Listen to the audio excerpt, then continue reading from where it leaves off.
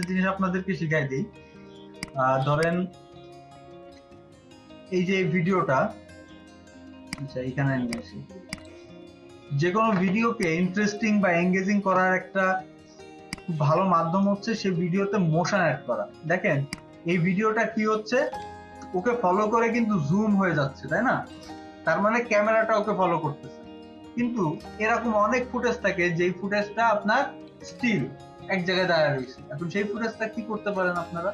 সেই ফুটেজটা মোশন দিতে হলে ধরেন এই ফুটেজটা একদিক থেকে অন্যদিকে যাচ্ছে, হেঁটে যাচ্ছে, তাই না?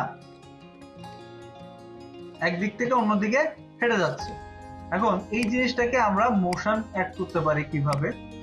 এটাকে সিলেক্ট করে আমরা মোশনে গেলাম, মোশনে যে এই ফুটেজটাকে একটু বড় করে দিলাম, 120 করে দিলাম, জুম করে দিলাম।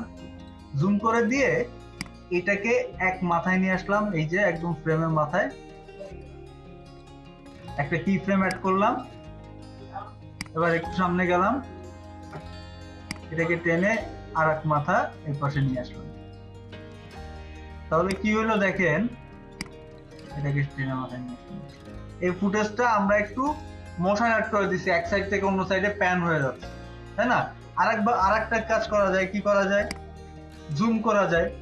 ধরেন এখানে স্কেল 120 তে আছে, আমরা জুম আউট করে দিতে পারি এ পর্যন্ত, যে এইটাকে করে দিতে পারি 100।